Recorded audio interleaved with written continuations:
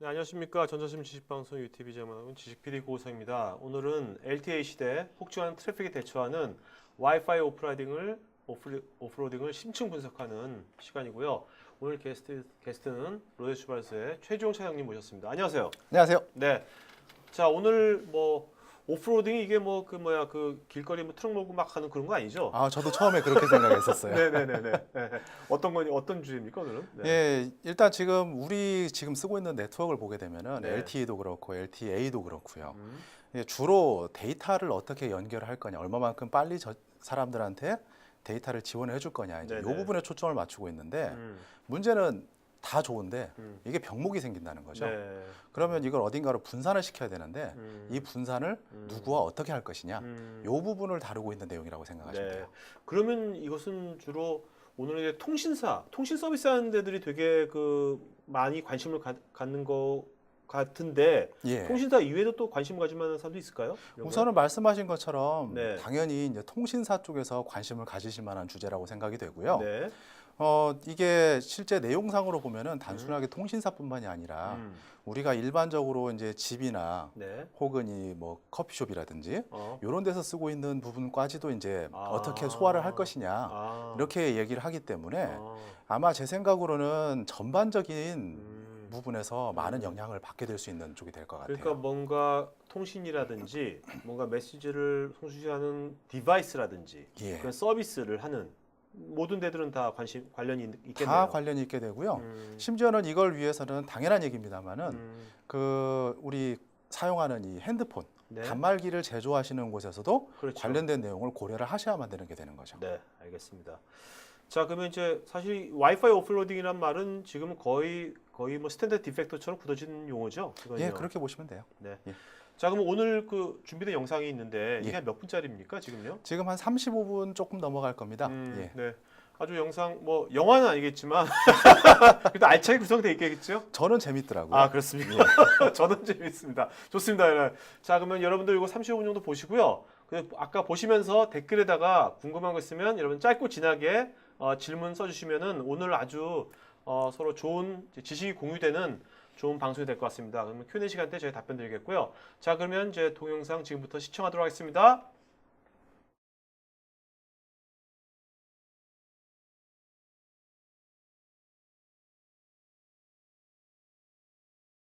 안녕하세요. 로데슈바르즈 웨비나에 참석해 주셔서 감사합니다. 이번 웨비나 주제는 최근 많은 관심을 불러일으키고 있는 LTE, 와이파이 오프로딩에 대한 내용입니다. 먼저 오늘 웨비나의 진행 순서를 말씀드리겠습니다. 첫 번째는 현재 상황에 대한 내용으로 무선 단말기에서 와이파이를 쓰는 장점과 현재 핸드폰에서 구현된 것들을 얘기할 것입니다. 그리고 와이파이와 3GPP, EPC 네트워크 간의 통합에 대해서 살펴볼 것입니다. 네트워크 통합은 크게 두 가지 내용을 중심으로 말씀을 드릴 텐데 첫 번째는 실렉티브 트래픽 오플로드와 IP 모빌리티에 대한 내용, 두 번째는 네트워크 통합으로 고려될 수 있는 여러 가지 옵션에 대한 내용을 볼 것입니다. 이들 옵션은 어떤 IP 이동성 방식인지 LTE망 사업자와 와이파이망 사업자 간의 관계 등에 따라 달라질 수 있습니다. 그 다음은 보안과 인증에 대한 내용을 다룰 것입니다. 이들 보안과 인증에 대한 내용은 매우 중요한 주제입니다. 사실 보안과 인증의 처리는 3GPP와 와이파이 간에 서로 상당히 다르게 구현되어 왔기 때문에 이들이 어떻게 연결될 것인지는 매우 중요한 내용이 됩니다. 다음 주제는 이들 간의 상호 간섭에 대한 부분입니다. 아시다시피 현대의 기기에서 지원하는 통신 기술의 종류는 계속 증가하고 있는데요. 오늘 웨비나에서는 이런 관점에서의 상호 간섭에 대해 3GPP가 어떻게 대응하고 있는지에 대한 최근 동향을 말씀드릴 것입니다. 마지막 순서는 로데슈바르즈의 제품을 이용하여 측정 시연을 진행하겠습니다. 많은 통계 결과들을 보면 스마트폰, 태블릿의 활용은 전 세계적으로 계속 증가하고 있으며 이미 많은 수의 스마트폰 사용자들이 있음에도 불구하고 그 증가율은 계속되고 있는 추세입니다. 스마트폰은 그 활용도로 인해 데이터 연결을 지원하는 일반 피처폰에 비해 더 많은 데이터 접속을 유발합니다. 예를 들어 메일을 보내거나 웹 브라우징을 하거나 파일 서버 접속, 클라우드 서비스, 스트리밍 서비스를 사용한 음악, 영상 서비스 등 스마트폰을 활용한 데이터 접속의 예는 정말 다양합니다. 사실 이러한 서비스들이 이동통신기기에서의 데이터 접속을 증폭시키는 주 원인이 됩니다. 시스코사의 2012년 집계에 따르면 특히 비디오 데이터의 접속이 압도적으로 많은 양을 차지한다고 합니다. 한편 모디비아의 연구 결과에 따르면 무선 단말로 보내는 데이터의 약 70%가 이미 와이파이 망을 이용하는 것으로 나타났는데 이들 대부분은 사실 사용자에 의해 설정된 것이라고 합니다. 노키아 지멘스 네트워크와 ABI 리서치의 또 다른 연구에서는 대부분의 사용자들이 많은 데이터 접속을 사용해야 한다면 실내 혹은 이동을 하지 않은 상태에서 사용한다는 특성이 보고되었습니다. 에릭슨사의 연구에서는 2016년까지 30%의 인구가 도시 혹은 대도시에 살며 이들이 생성하는 이동통신 데이터 접속이 전체의 60%에 이를 것이라는 예상까지 나타납니다. 결과적으로 이러한 통계들은 정형화되지 않은 데이터 접속이 계속될 것이며 도시나 빌딩 내의 핫존, 핫스폿의 설정이 필요할 것이라는 점을 제시합니다. 그러면 데이터 접속이 증가하는 이유는 뭘까요? 결과적으로 더 강력해진 무선 단말기로 구현되는 유비큐티스 환경과 이들을 이용한 온라인 서비스, 어디서나 접속이 가능한 환경 등이 그 원인이 될 것입니다. 사용자는 음악을 듣거나 온라인으로 영화를 보고 소셜 네트워크 서비스를 이용하여 채팅을 하고 사진을 공유합니다. 위치 기반 서비스를 사용하거나 지도 정보 서비스를 사용하고 온라인 구매를 스마트폰, 태블릿을 이용해야 합니다. 구글의 조사에 따르면 스마트폰 사용자들은 이들 서비스를 집뿐만 아니라 직장, 쇼핑몰, 음식점, 카페 등에서도 하며 주로 대화를 하면서 혹은 누군가 기다리고 있을 경우 빈번하게 사용한다고 합니다. 에릭슨의 또 다른 조사에서는 재미있는 내용이 밝혀졌는데 동일한 세션일 경우 유료 소프트웨어나 유료 게임보다 무료 소프트웨어, 무료 게임이 약 170배 정도 많은 데이터 접속을 유발한다고 합니다. 이는 무료 소프트웨어와 무료 게임이 광고를 다운로드하거나 혹은 그 외에 다른 정보를 공유하기 때문인 것으로 이해됩니다. 바로 전 슬라이드에서 대부분의 사용자들이 와이파이를 사용하고 있다는 것을 말씀드렸습니다. 대부분의 사용자들은 이미 가정에서 와이파이 액세스 포인트를 구비하고 있습니다. 집이나 아파트에서 사용되는 와이파이는 대부분 많은 단말기들이 연결되지 않으며 중간 정도의 간섭 신호 레벨을 보입니다. 반면에 도심 지역이나 공항, 역, 직장 같은 곳에서는 중간 밀도의 무선 단말기들이 사용되고 많은 양의 간섭 신호들이 있을 것입니다. 운동 경기장이나 커다란 컨벤션 센터와 같은 곳이라면 아주 조밀한 밀도의 무선 단말기들이 사용되며 심지어는 10 곱하기 10m의 공간당 60에서 70개의 장치들이 존재할 정도입니다. 이렇게 높은 밀도로 무선 단말기들이 존재하는 지역에 대해 보통은 스몰셀 기법 혹은 스몰셀과 다른 기법을 혼합한 기법들이 대안으로 제시됩니다. 와이파이 액세스 포인트는 상대적으로 낮은 가격이므로 보통 가정에서 적합한 가격으로 고려됩니다. 반면에 사무실 빌딩이나 상점같이 사람들이 많이 모여있는 공간이라면 대용량의 액세스 포인트가 주변에 간섭이 없는 주파수를 선택하여 서비스할 수 있습니다. 실제로 대부분의 와이파이 액세스 포인트 제조사나 망사업자, 서비스 제공자들은 운동 경기장과 같은 대규모 공간에 대해 5만 이상의 사용자를 지원할 수 있는 방법을 제안하기도 합니다. 가장 최근 3GPP에서 확정이 된 릴리즈 11까지 오프로드는 IP 이동성, 즉 IP 모빌리티를 기반으로 하고 있습니다. IP 모빌리티는 사용자의 단말기가 다른 망으로 이동할 경우 데이터 패킷의 경로를 관리하여 정확한 목적지로 전달될 수 있도록 해주는 기술입니다. 여기서 핵심은 해당 단말의 IP 주소가 바뀌지 않도록 관리해야 하며 이는 IP 계층의 상위 계층이 접속되는 망에 관계없이 동작할 수 있도록 하기 위한 것입니다. 일반적으로 IP 모빌리티가 지원되어야 하는 경우에는 크게 두 가지 경우가 있습니다. 여러분이 보시는 화면의 왼쪽의 경우가 클라이언트 기반의 모빌리티이며 오른쪽의 경우가 네트워크 기반의 모빌리티를 의미합니다. 여기서 보시는 클라이언트 기반 모빌리티는 사실 확장된 버전을 보여드리고 있습니다. 이 확장 버전은 IP 버전 4와 IP 버전 6를 지원하기 위해 이중 스택 구조를 가지고 있습니다. 클라이언트 기반 IP 모빌리티의 핵심은 단말의 IP 주소를 홈 어드레스와 임시 IP로 분리하는 것입니다. 여기서 홈 어드레스는 바뀌지 않는 IP 어드레스, 홈 네트워크에서 부여하고 관리하게 되는 IP 주소이며 반대로 임시 IP 어드레스는 홈 네트워크가 아닌 비지티드 네트워크에서 부여하는 IP 어드레스를 의미하게 됩니다. 이들 IP 주소에 대한 관리는 홈 에이전트에서 수행하게 됩니다. 단말이 망을 이동할 경우 단말은 새로 부여된 IP 주소를 홈 에이전트에 보고하고 홈 에이전트는 이를 바인딩 캐시에 저장합니다. 이 바인딩 캐시는 전달되는 데이터 패킷에서 요청하는 IP에 대한 참조 역할을 수행합니다. 만약 바인딩 캐시에 저장된 값도 없다면 홈 에이전트는 데이터 패킷을 직접 단말에 전송하고 그렇지 않다면 COA, 즉 단말의 해당 IP 어드레스를 관리해야 하는 주체에 전달합니다. 네트워크 기반 모빌리티는 두 가지 옵션을 가집니다. 첫 번째는 IETP에 의해 정의된 프록시 모바일 IP 버전 6 프로토콜 방식이고 두 번째는 3GPP에서 정의한 GTP 방식입니다. 이들 방식들의 동작 부분에서는 상당히 비슷합니다. 가장 크게 다른 점은 GTP 방식은 베어러의 방식에 많이 좌우된다는 점입니다. 슬라이드의 우측을 보시면 PMIP 버전 6가 나와 있는데요. 이들 네트워크 기반 모빌리티는 데이터 패킷이 해당 단말에 수신될 때까지 모든 과정에 네트워크가 관여한다는 점이 특징입니다. 따라서 단말에서는 망 변경에 따라 요구되는 동작이 없고 모든 내용은 네트워크에서 수행하는 것이 됩니다. 클라이언트 기반 모빌리티처럼 여기서도 새로운 네트워크 구성 요소가 있습니다. LMA, Local Mobility Anchor라고 불리는 이 구성 요소는 IP 모빌리티의 모든 내용을 관리하는 역할을 합니다. 또 다른 요소인 모바일 액세스 게이트웨이, 줄여서 MAG로 불리는 이 항목은 Visited Network, 즉 방문 네트워크에서 필요한 모빌리티 구성 요소를 담당합니다.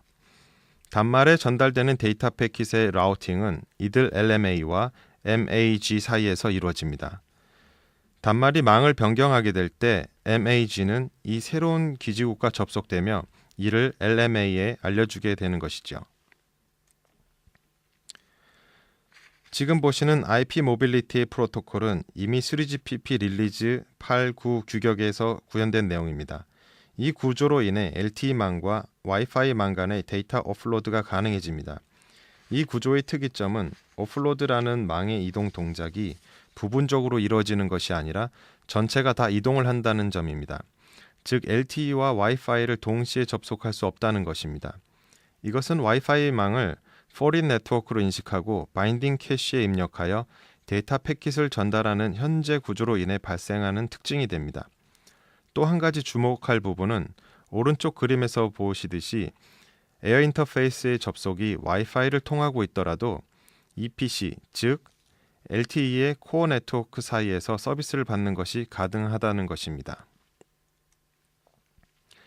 와이파이 데이터 오프로드를 효율적으로 사용하기 위해서는 데이터 통신의 종류나 발신 등에 따라 여러 가지 데이터 전송이 서로 다른 통신 방식으로 전달될 수 있어야 합니다. 이 부분을 다루는 것이 IP 플로우 모빌리티 혹은 IFOM이라고 부르는 방식입니다.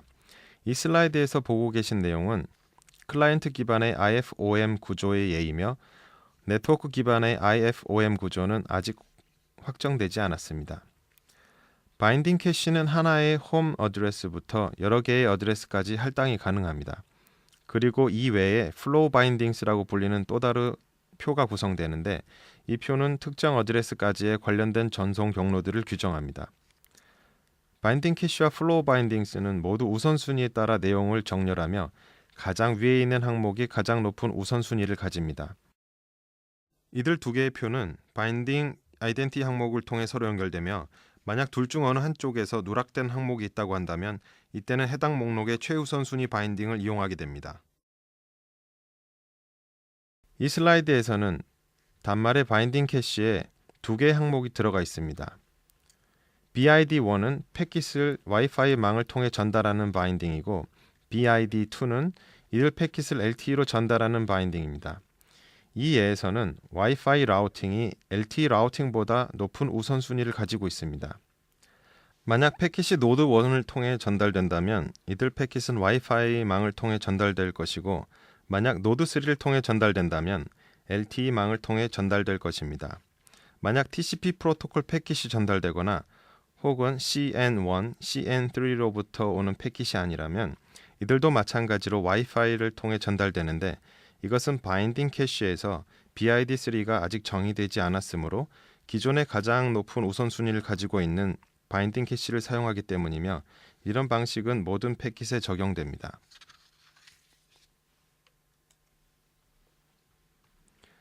사실 IETF 프로토콜이든 3GPP의 GTP 방식이든 네트워크 기반의 IFOM을 적용할 경우 단말에서도 약간의 변경이 필요합니다. 변경이 필요한 부분은 LIF, Logical Interface 부분이 되는데 이 소프트웨어 구성 요소는 물리 계층에서의 내용을 IP 계층에서 보이지 않도록 감추는 역할을 합니다. 하지만 LIF는 구성상 운영체제의 커넥션 매니저의 구성에 포함되는 부분이므로 IP 프로토콜 스택에 영향을 주진 않습니다. LIF의 가장 큰 목적은 IP 모빌리티의 동작에 대한 모든 내용을 상위 프로토콜 계층에서 보이지 않도록 하는 것입니다. 이렇게 함으로써 단말 입장에서는 단지 IP에 관련된 하나의 인터페이스만이 연관되며 어플리케이션은 IP 모빌리티에 연관되지 않고 동작할 수 있게 됩니다. 이렇게 확장된 IFOM을 적용하므로 각각의 데이터 전송에 대한 선택적인 오프로드가 가능해집니다. 접속 기술의 전송 품질과 가용 여부에 따라 LTE 접속을 그대로 유지한 상태에서 선택적으로 와이파이로의 오프로딩을 수행할 수 있다는 얘기가 됩니다. 예를 들어 실시간 영상 스트리밍 서비스는 LTE망으로 유지한 상태에서 VoIP, 웹 연결, FTP 연결은 와이파이로 오프로딩하는 식으로 동작된다는 것이죠. 물론 와이파이의 연결의 추가나 재현은 동적으로 가능하며 이는 와이파이 서비스의 영역이 작은 경우에 그리고 스마트폰 사용자들에게 중요한 특성이 됩니다. 3GPP는 IFOM을 릴리즈 10 이후 규격으로부터 정의하고 있으며 클라이언트 기반 모빌리티의 경우 이미 적용이 가능한 상태입니다. 그럼 이제부터 와이파이망이 어떻게 3GPP 네트워크인 EPC망과 연결될 수 있는지를 살펴보겠습니다. 오른쪽에 표시된 그림은 EPC망으로 인터넷이나 IMS 시스템으로부터 출발한 데이터가 PDN 게이트웨이와 서빙 게이트웨이를 통해 LTE 기지국인 eNodeB로 전달되는 모습입니다. 이들에 대한 제어는 각각의 모빌리티 매니지먼트 엔티티, 즉 이동성 제어 구성 요소라고 불리는 부분에서 수행합니다. 홈 서브스크라이버 시스템, 즉 HSS는 사용자 인증을 담당하는 부분이 되고 PCRF는 각 사용자에 따른 망 연결 제어 및 과금에 대한 역할을 수행합니다. PCRF는 다시 네트워크 디스커버리와 실렉션 어시스턴트를 지원하는 ANDSF 구성 요소와 연결됩니다. 사실 EPC는 처음부터 3GPP망 외의 요소들과 연결될 수 있도록 설계되었습니다. 연결 방식은 두 가지 방식이 있는데 Trusted Access 방식과 Non-Trusted Access 방식입니다. Trusted Access 방식은 이름 그대로 와이파이망과 EPC 사이에서 사용자 인증 및 데이터 보호를 위해 보안 연결을 이용하는 방식입니다. 이를 위해 EPC 운용자는 와이파이망을 직접 제어할 수 있어야 하거나 적어도 와이파이망 운영자와 신뢰성 관계에 있어야 합니다. 여기서 신뢰성 관계라는 것은 액세스망의 기술적인 부분을 의미하는 것이 아니라 사업적인 관계를 의미하게 됩니다. 지금 그래픽은 네트워크 기반의 트러스티드 액세스의 예를 보여줍니다. 와이파이 네트워크 S2A 인터페이스를 걸쳐 PDN 게이트웨이로 연결됩니다. 인증은 STA 인터페이스로 3GPP AAA 서버를 거쳐 이루어집니다. 특이점은 트러스티드 액세스를 통한 인증은 3GPP 기반 사용이 필수라는 점입니다. 반면 Non-Trusted Access의 경우 3GPP 기반 인증은 옵션입니다.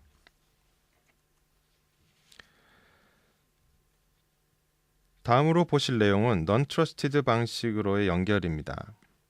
와이파이 게이트웨이는 EPDG, 즉 Evolved Packet Data Gateway로 연결됩니다.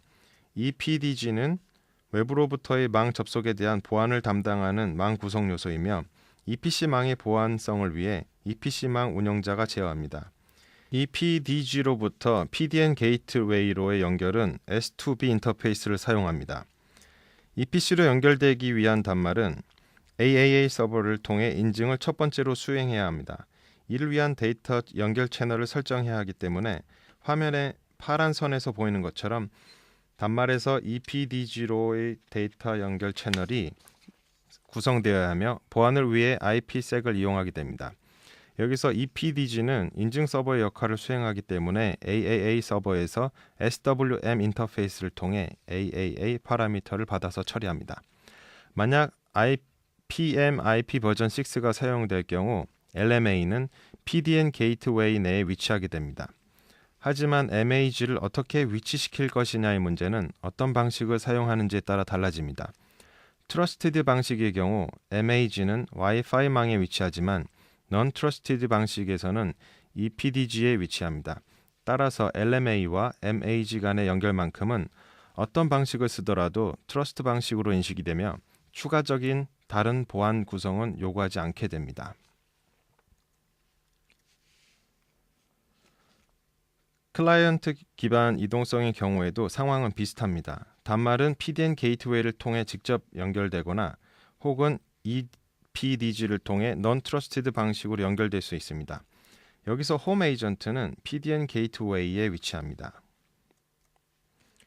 추가적으로 단말과 PDN 게이트웨이 사이에서는 IPsec 터널이 설정되는데 이는 non-trusted 방식에서는 이중으로 터널을 설정하는 결과를 가져옵니다. 지금까지의 모든 내용을 종합하면 단말이 eNode B, 즉 LTE 기지국에 연결되어 있다고 가정할 때 다음 두 가지 내용을 우리는 결정해야 합니다.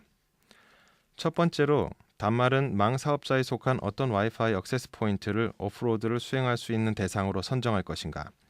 두 번째로 어떤 데이터를 오프로드할 것인가.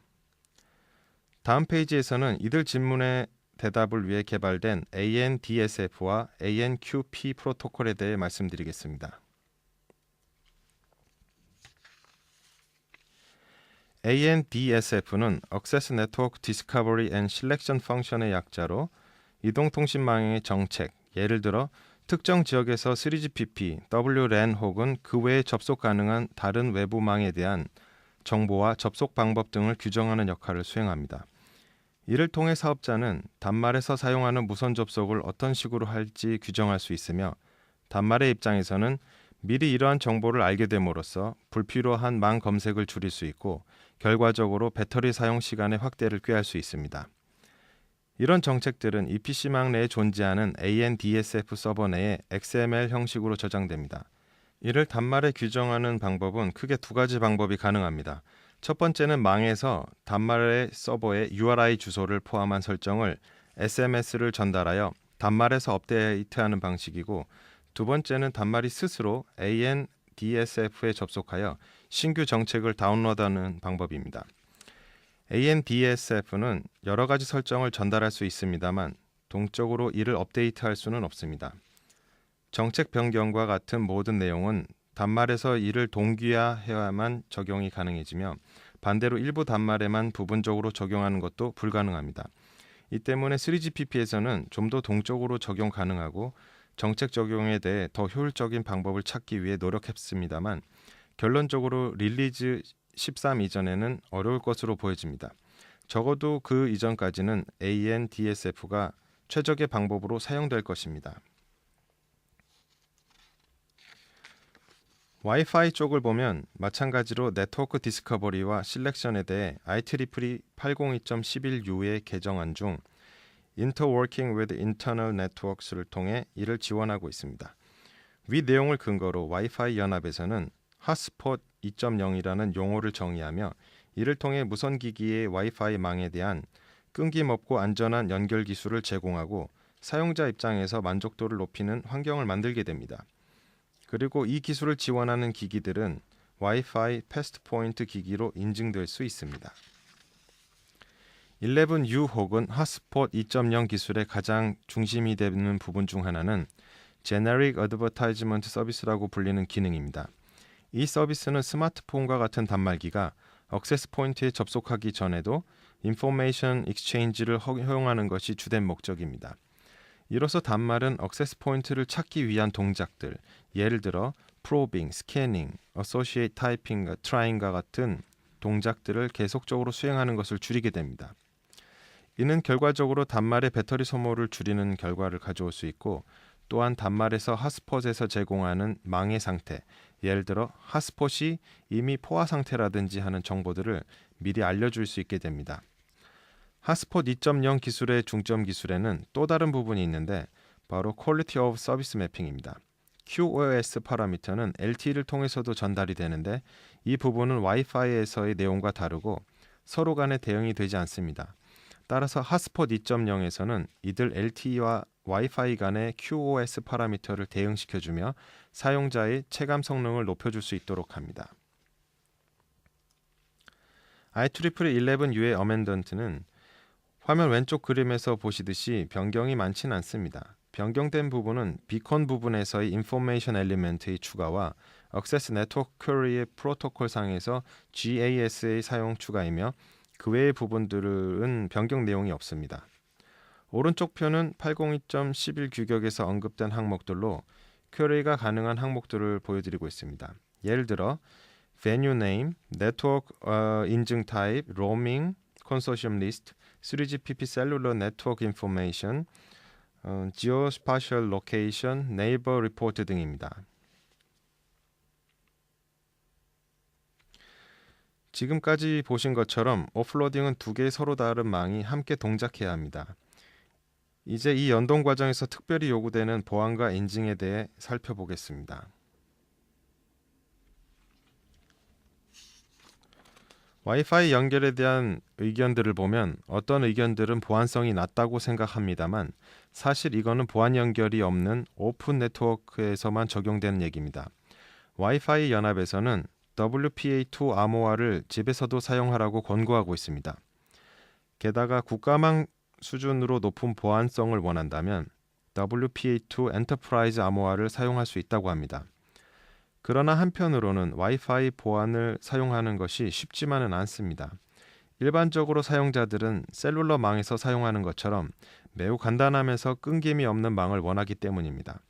그래서 생각한 것이 이동통신망에서 사용하는 심카드를 와이파이 사용자 인증에서 사용하는 방안인 것입니다. 프로토콜을 이용하여 인증 기능을 확장할 수 있는 가능성이 충분히 있으며 게다가 현존하는 모든 이동통신 기술들은 그 나름의 인증 알고리즘을 가지고 있기 때문입니다.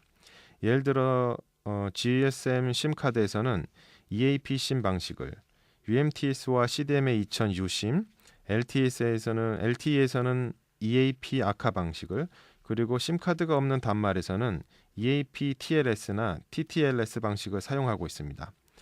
따라서 와이파이 핫스폿은 어떻게든 이동통신망 사업자와의 연결이 필요해집니다. 이를 위해 레디오스 인증 서버가 필요하게 되며 레디오스 인증 서버는 사업자의 HSS와 연결이 되어 사용자 인증에 대한 동작을 수행합니다. 그러면 전체적인 동작은 어떻게 이루어질까요? 여러분이 이제 와이파이 핫스폿이 설치된 커피숍에 들어간다고 가정해 보겠습니다. 먼저 커피숍 안에 있는 와이파이 액세스 포인트는 자신이 핫스폿 2.0 혹은 802.11U를 지원한다는 표시인 비컨 신호를 발생하고 있습니다. 여러분의 스마트폰은 이들 비컨 신호를 수신하고 액세스 포인트에서 ANQS를 지원한다는 것을 알게 됩니다. 그러면 스마트폰에서는 이 커피숍을 지원하는 사업자, 즉 이 핫스폿을 지원하는 망 사업자가 누구인지 확인하기 위해 쿼리를 전송합니다. 이는 어떤 사용자 인증 방식을 사용할지, 만약 스마트폰에서의 망 사업자와 연결이 다르다면 연결 시 과금 정책이 어떻게 되는지에 대한 정보를 파악하기 위함입니다. 액세스 포인트는 여러분의 스마트폰이 전송한 쿼리에 대해 회신을 합니다. 운이 좋게도 여러분이 가입된 통신 사업자가 이 커피숍의 핫스폿에 연결되고 있습니다. 그래서 이제 여러분의 스마트폰은 이 핫스폿의 심카드를 통한 사용자 인증을 해야 한다는 것을 알게 됩니다.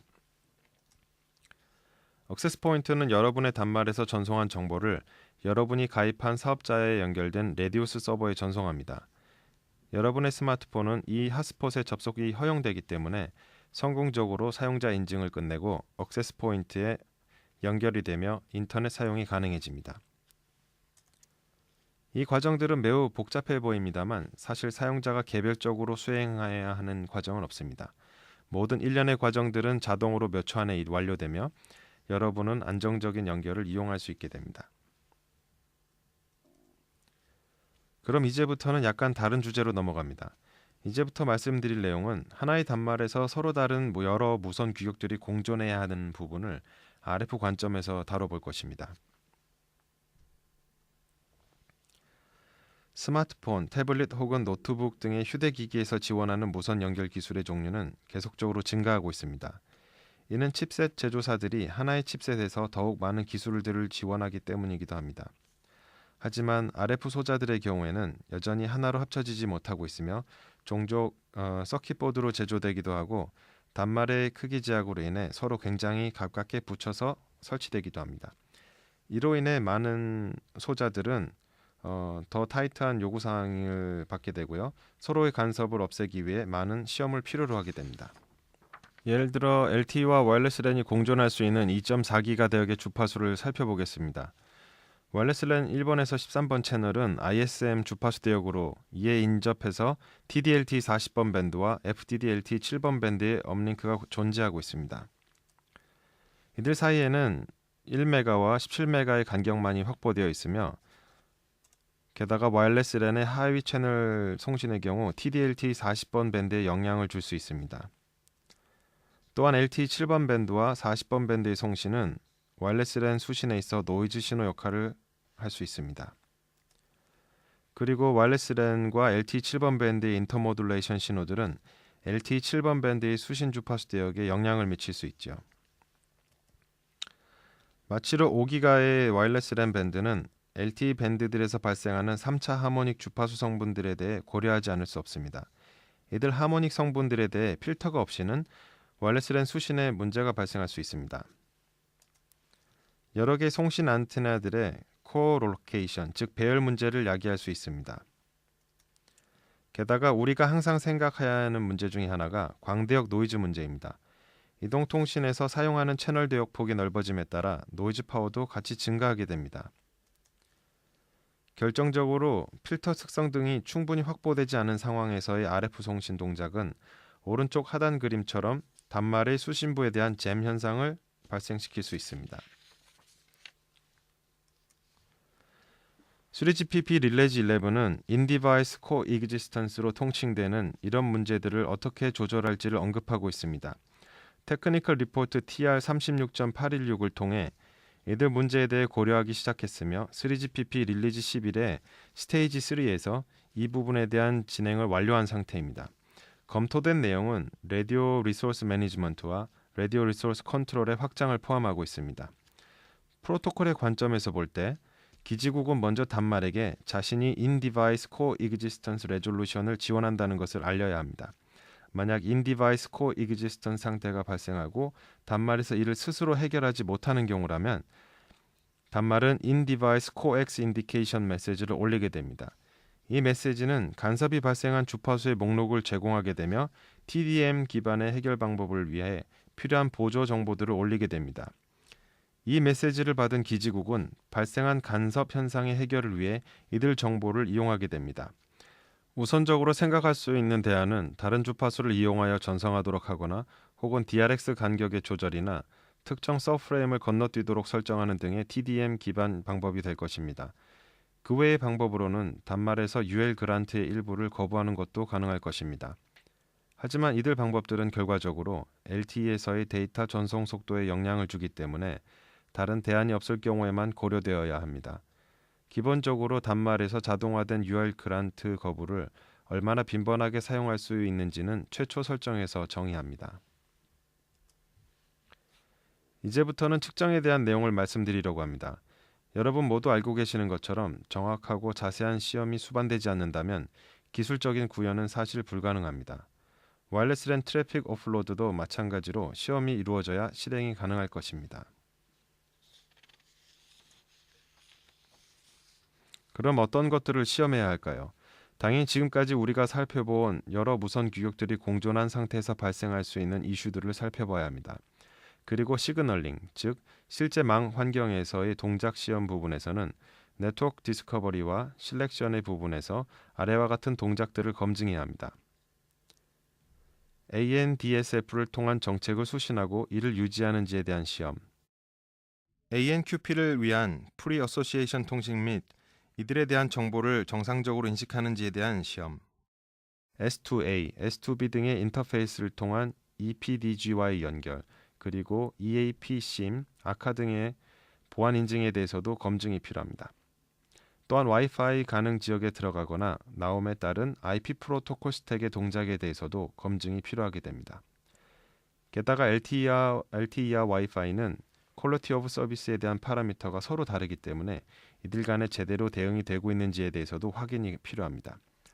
또한 단말에서 연결을 할 수 있기까지 얼마나 시간이 걸리는지, IP 동작이 다른 인터페이스 상에서 연결이 될 때까지 얼마나 걸리는지에 대한 검증이 필요하게 됩니다. 그런데 만약 단말이 위치한 곳에 있는 핫스폿이 인터넷 연결이 안 되어 있거나 혹은 아주 느린 연결만 지원한다면 단말은 어떻게 반응해야 할까요? 사실 이런 경우라면 단말은 와이파이를 이용하면 안 될 것입니다. 각각의 무선 통신 기술들은 레이턴시나 라운드 트립과 같은 특성에 영향을 미치고 결과적으로 데이터 전송 속도에 영향을 미칩니다. 따라서 우리가 시험을 해야 하는 항목에 각각의 통신 기술별로 해당하는 네트워크 장애 파라미터 특성들을 반영한 시험도 고려해야 합니다. 어플리케이션의 경우에는 데이터 연결이 어떤 기술이냐에 따라 다른 반응을 보일 수 있습니다. 예를 들어 단말이 셀룰러망에 접속되어 있어서 데이터 전송률이 한정된 경우라면 작은 크기의 이미지나 저화질의 비디오 스트리밍 서비스만을 다운로드할 수 있습니다. 반대로 와이파이로 연결이 되어 있다면 더 큰 이미지나 고품질의 비디오 연결을 이용할 수도 있습니다. 그렇기 때문에 어플리케이션에서 이용하는 데이터 용량을 이해하기 위해서는 어떤 데이터 연결을 사용하고 있는지 먼저 확인하는 것이 중요할 수 있습니다. 이러한 부분을 해석하기 위해 IP 패킷 분석 기능이 필요할 수 있습니다. 마지막으로 여러 가지 무선 통신 기술들을 지원할 수 있는 측정 장비에 우리는 GPS 내비게이션 시스템을 재현할 수 있는 신호 생성기를 추가할 수 있습니다. 이렇게 함으로써 지구상에 있는 특정 장소나 위치를 재현할 수 있으며 이를 통해 실험실에서 측정 장비를 통해 위치 기반 서비스에 대한 시험을 진행할 수 있습니다. 와이파이 오플로딩의 시험에서는 로덴 슈바르즈의 CMW500을 먼저 말씀드려야 합니다. CMW500은 로덴 슈바르즈에서 제공하는 휴대단말 시험기로서 셀룰러 연결 시험뿐만이 아니라 논셀룰러 연결까지도 지원할 수 있는 다양한 기능들을 지원합니다. 오늘 말씀드린 와이파이 오플로드에 대해서도 CMW500은 LTE 시험을 위한 LTE망과 무선랜 시험을 위한 무선랜 연결을 동시에 지원할 수 있으며 무선 송수신에 대한 시험뿐만 아니라 IP 패킷에 대한 분석 및 퍼포먼스 시험으로 대변되는 스루풋 시험까지 지원이 가능합니다. 이어지는 시연에서는 CMW500의 기능을 이용하여 LTE와 무선랜을 병렬로 시험하는 내용을 보여드릴 예정입니다. 이미 시판된 LTE 단말 중에서 LTE와 무선랜을 모두 지원하는 단말기를 CMW500과 연결하여 보여드릴 것입니다.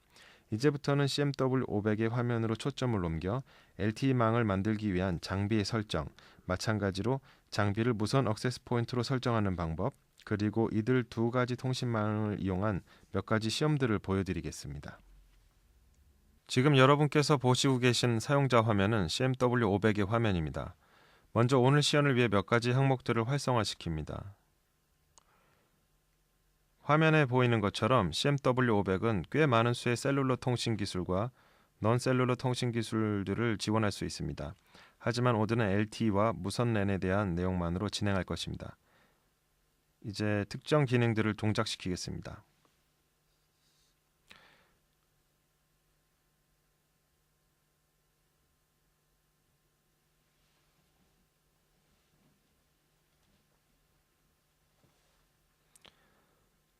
다음으로 무선랜 시험을 위해 액세스 포인트를 설정합니다. 설정할 부분들은 다음과 같습니다. 먼저 데이터 엔드-투-엔드 항목을 활성화시킵니다. 무선 연결을 위해 출력과 입력으로 RF 3번 커넥터를 사용할 것이며 RF 송신의 신호 파워는 마이너스 30dBm으로 설정하겠습니다. 그리고 수신 신호에 대한 Expected Peak Envelope Power는 마이너스 10dBm으로 설정합니다. 여기에 연결을 위해 802.11 규격을 선택할 수 있으며 SSID를 다른 값으로 바꿀 수도 있습니다. 저는 이번 시연에서는 초기 값을 그대로 사용하겠습니다. 그 외에 추가적으로 WPA2와 같은 시큐리티 모드 파라미터를 바꾸는 것도 가능합니다. 오늘 시연에서는 오픈 네트워크를 위해 시큐리티 모드를 끄고 진행할 것입니다. 이제 설정이 끝났기 때문에 무선랜을 켠 후 다시 LTE 화면으로 돌아가겠습니다.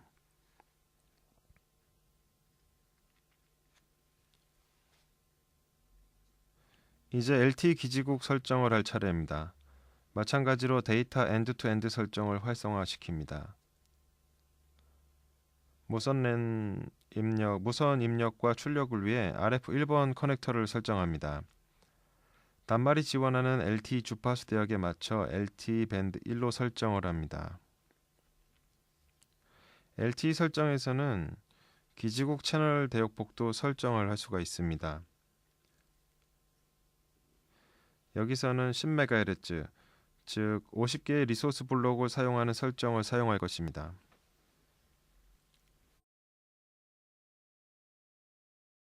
다시 설정을 보시면 데이터 어플리케이션 커넥션 타입을 활성화시키고 이어서 멀티플 디폴트 베어러 설정을 활성화시킵니다. 설정이 완료되었으므로 이제 LTE 기지국을 동작시킵니다.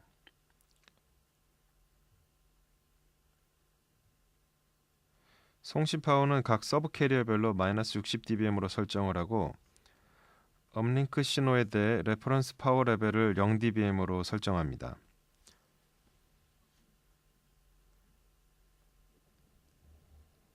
이제 단말이 LTE망에 어태치를 수행합니다. 이제 몇 가지 측정을 시작하겠습니다. 예를 들어 수신 감도 시험인 블록 에러 레이트를 측정해 보도록 하겠습니다.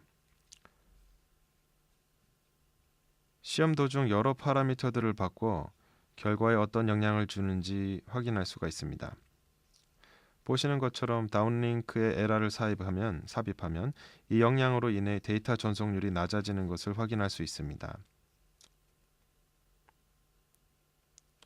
이제 다운링크에 삽입했던 에러들을 제거하면 데이터 전송률이 원래대로 돌아오는 것을 확인할 수 있습니다. 그 외에도 AWGN 노이즈 신호를 추가할 수도 있습니다.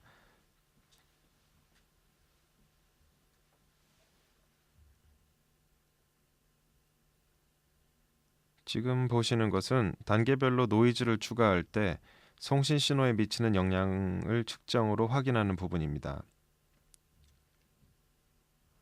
이제 노이즈를 제거하고 다시 원래 상태로 복귀합니다.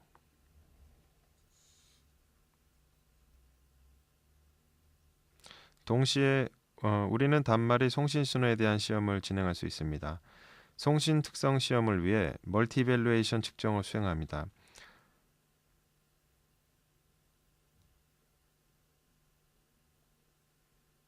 지금 보시는 화면은 LTE에서 스펙트럼 에미션 마스크 측정 화면입니다.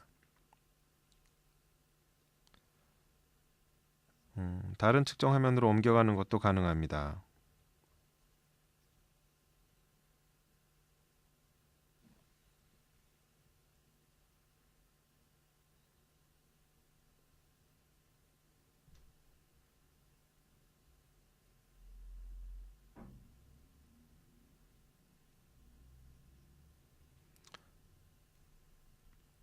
여기서는 LTE와 동시에 무선 랜 연결도 유지되고 있습니다.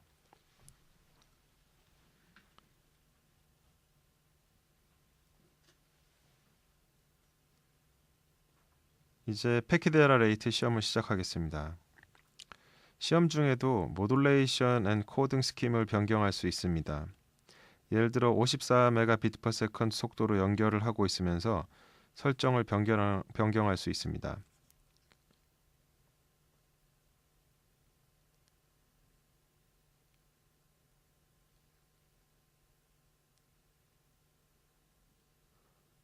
마찬가지로 파워 레벨을 변경할 수 있고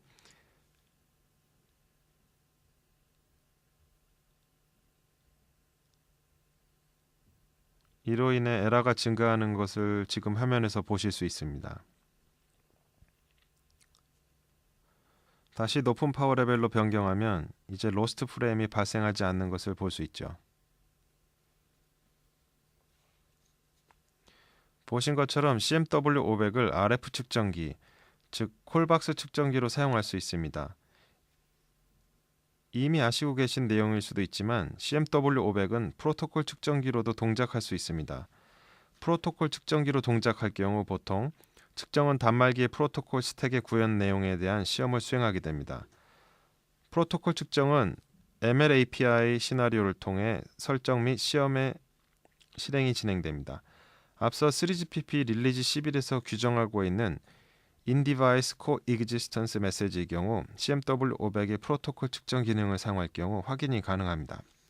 예를 들어서 단말에서 인터모듈레이션 성분과 같은 무선 랜과 LTE 간의 간섭 현상을 겪게 된다면 단말은 카운터 매저를 요청할 수 있으며 프로토콜 측정 기능에서 이를 확인할 수 있는 것이죠. 이런 기능들을 검증할 수 있는 시나리오를 이용하여 단말에서 정상적으로 오프로딩 등을 수행할 수 있는지 시험할 수 있습니다. 지금까지 보신 내용들을 종합한다면 무선 랜과 LTE 간의 이동성은 IP 계층에서 이루어진다고 할 수 있습니다. 현재 3GPP는 무선 랜과 LTE 네트워크 간의 더욱 긴밀한 상호 연동을 위해 노력 중이며 다양한 검증 시나리오들이 조만간 3GPP를 통해 나올 것이라고 기대합니다. 로덴 슈바르즈는 이러한 노력에 가장 근접하게 동작하는 측정 솔루션 제조사로서 CMW의 ML API 프로토콜 측정 기능을 통해 이러한 다양한 시나리오를 지원합니다. 여기까지가 저희 로덴 슈바르즈에서 준비한 웨비나였습니다. 이번 웨비나가 와이파이 오플로딩에 대한 여러분의 이해를 돕는데 도움이 되었으면 좋겠습니다. 감사합니다. 네, 여러분 잘 들으셨나요? 네, 좀 질문들 다양한 관점의 질문들 많아가지고 오늘 아주 좋은 방송 될 것 같습니다. 자, 그러면 먼저 하는 분부터 차례차례 답변해 드리도록 하겠습니다. 먼저 여러분들 질문드리 하면서요. 지금 저희가 오늘 게스트이신 로데슈프라스의 최종 차장님 그 이메일 어드레스 제가 댓글창에 지금 써놨으니까요. 지금 오늘 질문에 답변 드리겠지만 나중에 뭐 추가 정보라든지 나중에 지원이라든지 그런 것들은 그 이메일로 차장님한테 이메일로 직접 물어보시면 될 것 같습니다. 자, 그 노재명님, 통신사에서는 데이터 사용량을 줄이기 위해 와이파이를 활성화시키려고 할 텐데 현재 무료 서비스를 유료 서비스로 간다면 데이터를 더 많이 쓸 것 같은데요. 핸폰 데이터를요. 속도도 차이가 없다면 와이파이를 굳이 쓰게 될까요? 라고 질문하셨는데요. 예, 지금 말씀하신 부분은 분명히 사실일 것 같아요. 네. 그러니까 핸드폰에서 데이터가 충분히 나온다고 한다면 속도가 굳이 와이파이를 왜 써야 되느냐 복잡하게 네, 그 네. 부분은 분명히 사실이긴 한데요. 근데 그렇다고 해서 이제 와이파이가 그럼 발전을 안 할 거냐? 이제 그거는 그 시점에서 또 다시 비교를 해야 되는 걸 것 같고요. 네, 네. 그 핸드폰 자체에 대해서 그 지금 말씀드린 와이파이 오플로딩이 그 데이터를 분산시킨다는 면에서는 분명히 그 나름대로의 이제 특히 어떤 그 망을 운영을 하시는 입장에서는 네, 네. 충분히 의미가 있기 때문에 좀 계속 이런 방향으로 가지 않을까 네. 그렇게 생각은 돼요. 네.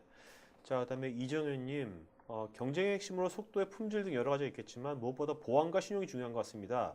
이것을 위해서 보안성은 어디까지 책임질 수가 있는 것인지요? 그리고 앞으로의 진화를 위해 보안성의 진화 발전은 어디까지 와 있는지요? 질문 범위는 오늘 알려주신 범위에서입니다만 공기관이나 학교 그리고 일반에서도 보안이 첫 번째로 중요하니까요. 라고 이제 보안에 관련된 관점을 예. 지금 물어봐 주신 내용은요. 이제 정말 보안이라는 건 당연히 가장 중요한 것 중에 하나일 겁니다. 네. 그리고 이제 이 보안에 대해서 어떻게 이걸 구현을 할 거냐 네. 그 부분이 이제 정말 중요할 텐데 앞으로 어디까지 발전할 거냐 이 부분은 솔직히 제가 답변 드릴 수 있는 부분은 아닐 것 같아요. 네, 네. 이제 다만 그 현재 나와 있는 보안들은 이제 여러 가지 알고리즘을 통해서 뭐 이를테면 AKA라든지 이런 네. 식으로 그 해당되는 암호화 알고리즘을 구현을 하고 있고요. 요건 당연히 더 복잡한 알고리즘으로 네. 진화해 나갈 걸로 생각이 됩니다. 네네. 어디까지 갈지 솔직히 저도 잘 모르겠습니다. 알겠습니다. 자, 박재범님, 와이파이 오프로딩을 구현한다면 무선 통신의 체감 속도는 얼마나 증가될까요? 이거는 이제 제가 미리 말씀드려야 될 부분은요. 뭐 사실 LTE도 그렇고 LTE 어드밴스도 그렇고 다 마찬가지인데요. 이론과 실제가 사실 일치하기는 어려울 거예요. 네. 뭐 LTE 같은 경우에도 뭐 100메가, 150메가라고 얘기를 하지만 사실 이걸 우리가 직접 볼 수는 없는 거거든요. 네네. 그래서 아마 분명히 와이파이 오플로딩에서도 그 아까 보신 것처럼 뭐 와이파이가 54메가bps라고 얘기를 합니다만은 네. 아마 그 수준에서 굉장히 많은 그 속도의 저하가 생길 겁니다. 네. 근데 이게 환경에 따라서 이제 계속 좌우가 되는 변수적인 부분이기 때문에 일률적이라고 뭐라고 얘기하기 힘들고 다만 이제 전에 얘기하던 걸 보면 뭐 한 10에서 15% 정도 수준까지는 얘기를 하는 걸로 생각은 돼요. 근데 네. 이게 정해진 건 아닙니다. 네네. 자, 정재훈님, 앞으로 IEEE 802.11ac 모듈을 탑재한 갤럭시 S4 같은 모바일 디바이스나 유무선 공유기 등의 보급 증가로 기기와 와이파이가 상용화되어 네트워크 체감 속도가 빨라지면 유저들의 무거운 데이터들의 망 분산 효과가 통신사들의 기대처럼 확실하게 나타날까요? 여기서의 망 분산 효과는요. 지금 말씀하신 부분 제 생각으로는 왜 와이파이도 그렇고 LTE도 그렇고 결국은 통신사에 종속되어 있는 네트워크이기 때문에 네. 결국은 통로가 하나가 되는 건 사실이거든요. 다만 이제 여기서 말씀드린 망 분산 효과는 그런 어떤 거시적인 네트워크를 의미하는 게 아니고요. LTE면 LTE, 와이파이면 와이파이 요걸 각각 이제 분리를 해서 생각을 하는 거예요. 네네. LTE 기지국에서 본다면은 와이파이 오플로딩은 충분히 그 어떤 분산 효과를 가져올 수 있는 메리트가 있는 내용이 되는 거고요. 네. 이제 말씀하신 것처럼 그럼 와이파이에서 발생할 수 있는 병목을 어떻게 할 거냐? 그건 나름대로 또 다른 방법이 나오지 않을까? 이제 그렇게 생각은 되고요. 어쨌든 현재까지는 와이파이 자체에서 나오는 부분도 그 충분히 어떤 분산 효과를 LTE의 입장에서 본다면 네. 누릴 수가 있기 때문에 네네. 이제 그런 면을 강조를 하고 있다. 네. 이렇게 말씀드릴 수 있어요. 강상원님, 제3의 망 사업자에서도 신규 서비스를 위해 와이파이 오프로딩을 이용할 수 있을까요? 이 부분은 사업적인 관점이 좀 들어가야 될 것 같아요. 그러니까 우리나라에서도 보면은 그 3G나 이런 걸 보면은요, 그 헬로 모바일이었었나요? 그런 네네. 식으로 이제 그 망을 빌려서 사업을 하시는 분들이 계시거든요. 네네. 근데 그 지금 말씀하신 와이파이 경우에도 이제 그런 어떤 비즈니스적인 부분을 이제 하시는 분이 나온다면은 망을 빌려서 할 수 있겠죠. 근데 네네네. 현재 시점은 워낙에 이제 초창기라고 생각이 되어 가지고요. 아직 거기까지는 이제 고려할 단계는 아닌 것 같고요. 네네. 뭐 충분히 가능성이 있는 부분이진 않을까 싶습니다. 네네. 자, 그다음에 김지호님, LTE망에서 femto셀, 스몰셀과 와이파이 간 핸드오버가 가능한 것으로 아는데요. 핫스팟 기술은 LTE에 femto셀이나 스몰셀에서도 적용 및 운용이 가능할까요? 이론상은 가능할 걸로 생각은 돼요. 근데 이게 뭐 실제로 그럼 그걸 운용을 할 거냐 이런 부분은 좀 더 많은 검토가 필요한 내용이 아닐까 네. 예, 그렇게 보고 있죠. 알겠습니다. 임근식님, 모바일 사용자가 이용하는 모바일 트래픽을 효과적으로 분산하기 위해 발표해 주신 와이파이 오프로딩이 더욱더 중요해질 것 같은데요. 사용자가 이동 시마다 무선 신호가 가장 강한 것으로 잡아주면서도 QoS를 고려해주는 와이파이 오프로딩 기법 같은 것도 있는지요? 이 부분은요. 이제 실제 사실 이 와이파이 오플로딩은 현재 이제 그 실제 망이 나와 있는 건 아니거든요. 아직까지는. 근데 아마 그 QoS에 대한 부분이 충분히 고려가 될 걸로 생각은 되는데 네. 현재는 아직 거기까지는 안 나가 있는 걸로 저는 이해를 하고 있고요. 현재 언급이 되고 있는 부분은 이제 오히려 그보다는 그 적용하고 있는 서비스가 뭐냐. 네. 아까 중간에 그 우리 프레젠테이션에서 나왔었는데요. 뭐 이를테면은 뭐 VoIP, 보이스 연결이나 비디오 네네. 스트리밍은 계속 뭐 LTE망으로 돌린다든지 이런 식으로 이제 서비스별로 구분을 하는 쪽이 좀 더 네. 현실적인 것 같다라고 보는 것 같습니다. 자, 류성민님, 공공기관에서 와이파이를 이용해서 사내에서만 와이파이를 이용합니다만 만약에 집에서도 VPN처럼 쓰는 것처럼 와이파이망 사용을 확대하려면 비용 대비 투자를 이끌 수 있는지요? 그 외에 효과적으로 구축할 수 있는 컨설팅 방법이 있는지요? 이건 죄송합니다만은 제가 답변 드릴 수 있을 만한 네. 부분은 아닐 것 같아요. 알겠습니다. 그다음에 김영우님, 테스트를 위해서 단일 단말이 아니라 여러 종의 단말을 가진 여러 종의 단말을 같이 테스트가 가능한지요? 단말마다 와이파이나 접속의 상태가 다를 텐데 한 대만 하는 게 아니라 여러 대의 단말을 테스트하기 위해서 어떻게 해야 할까요? 테스트라는 면에서는요. 이제 일단은 그 그 관련된 어떤 규격이나 네. 이런 쪽에서 어떻게 요구를 하고 있느냐 음. 이런 부분이 가장 우선시가 되는데 현재까지 나와 있는 이제 국제 규격을 기준으로 얘기를 할 때에는요 아직까지 그렇게 여러 대의 단말을 이용한 어떤 시뮬레이션이라든지 네. 이런 부분까지 요구하고 있지는 않아요. 네. 그래서 아마 이 부분은 좀 더 이제 그 실질적인 어떤 시험을 원하시는 분들께서 이제 요구하실 수 있는 내용이 될 것 같은데 현재 뭐 방향은 이런 부분을 어떻게 소화를 할 수 있을 것이냐 이런 부분을 굉장히 많이 검토를 하고 있는 시점이고요. 네. 다만 현재까지는 말씀드린 것처럼 국제 규격에서 요구하는 바 자체가 아직은 1대1로 네네. 관점이 되어 있기 때문에 네. 뭐 어떤 그 부분에 대한 검토가 이루어지고 있는 단계다 이렇게 보시는 게 맞을 것 같습니다. 네. 자, 임근식님, 3G와 와이파이 중에서 최적의 네트워크를 자동으로 검색해주는 가입자망 선택제에서 선택 제어 기술적으로 특화된 부분이 있다면 안내 부탁드립니다. 요것도 제가 지금 현재 나와 있는 상황으로는 말씀드리기 좀 어려울 것 같은데요.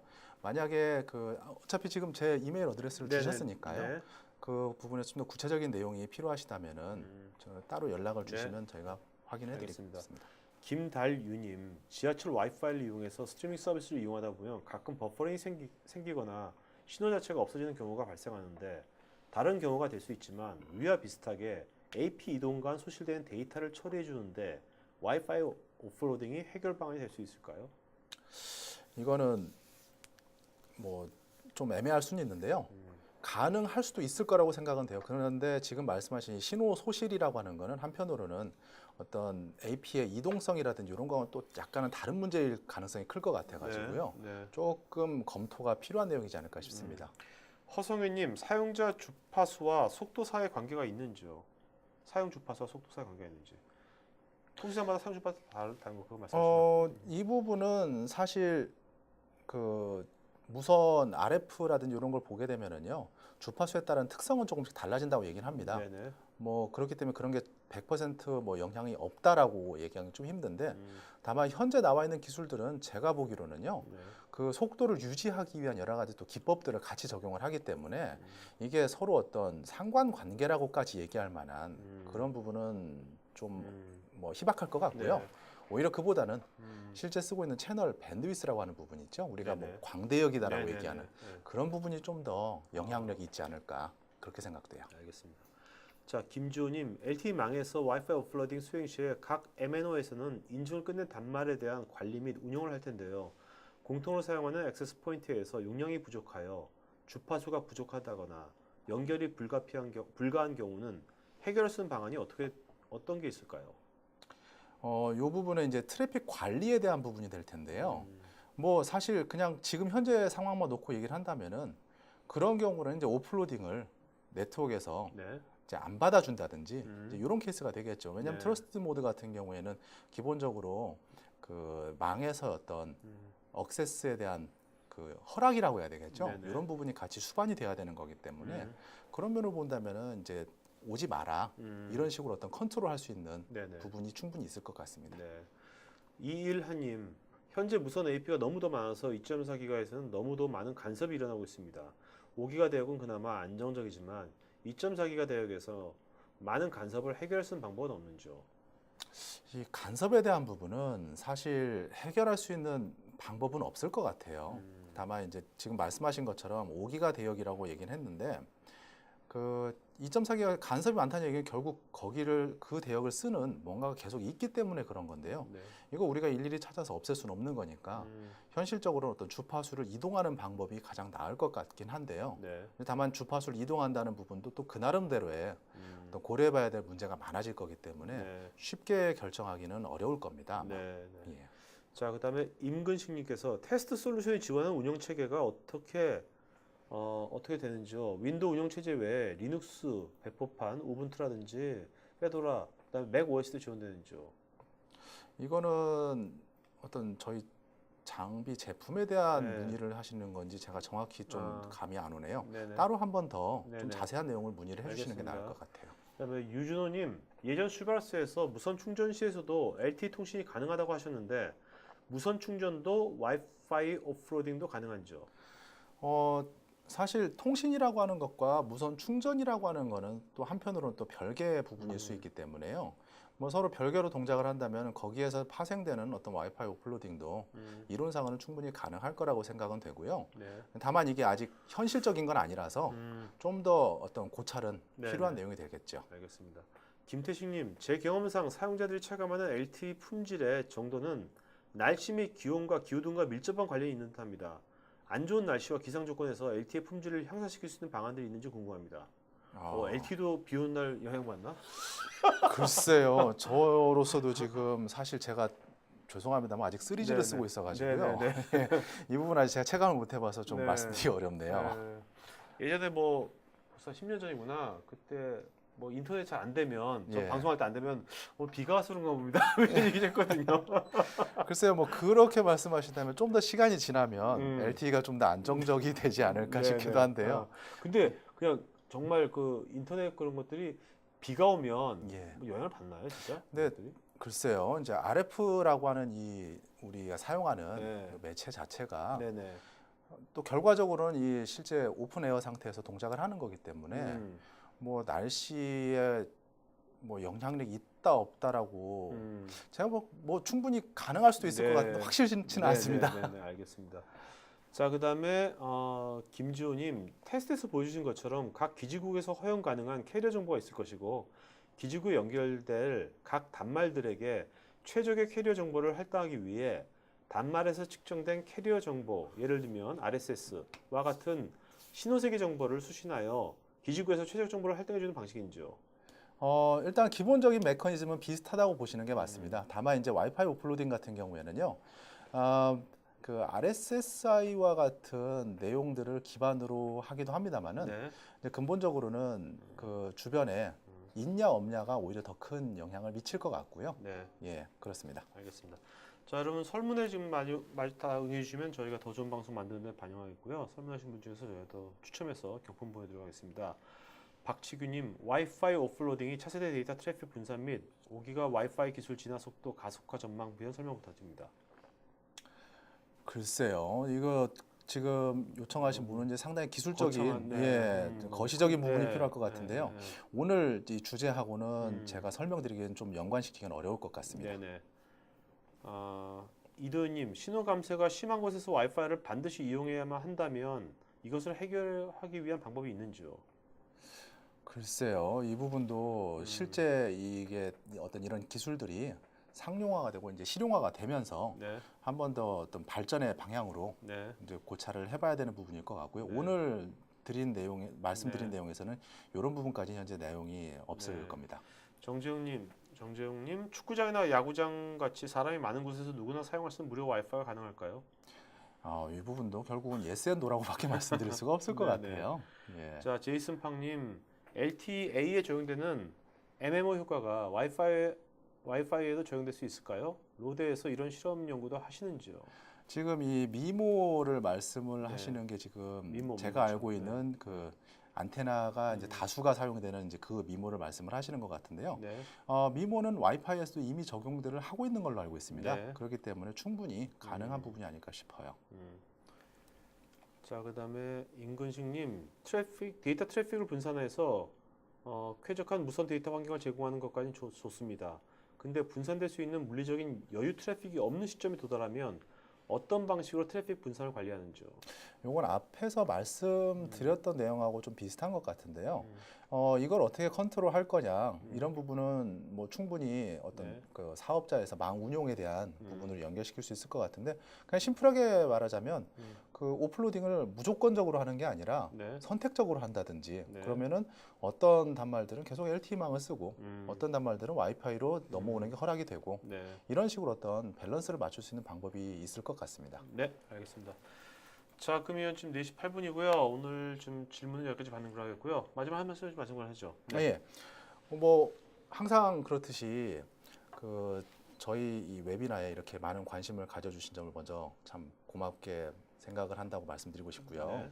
그 오늘은 이제 그 기존과는 좀 다르게 그 대부분의 이제 질문하신 내용들이 1차로 저희가 네. 이제 여기서 바로 답변을 드렸는데 저도 이제 이거를 이제 바로바로 말씀을 드리다 보니까 충분치 않은 부분도 분명히 있을 거예요. 네네. 그래서 이제 그런 부분들이 있으시다면은 한 번 더 저희 쪽으로 이메일 좀, 아까 예, 이메일 주셨으니까. 그래서 문의를 주시면 네. 좀 더 자세한 내용을 말씀드릴 수 있도록 하고요. 음. 뭐 저희가 뭐 단순하게 기술이라든지 이런 걸 떠나서 결과적으로는 이게 뭘 하든지 간에 결국 사람 중심이 되는 건 사실이고 네네. 그런 면에서 저희도 계속적으로 이런 그 기회를 통해 가지고 네. 또 앞으로도 또 찾아뵙고 음. 또 그렇게 서로 같이 할 수 있는 그런 부분들을 계속 신경을 쓰도록 하겠습니다. 네. 뭐 소통하는 로데 슈바르스가 되겠다. 아유, 네, 맞습니다. 네, 알겠습니다. 자, 그럼 이걸로 오늘 마치는 거 하겠습니다. 고맙습니다. 예. 네.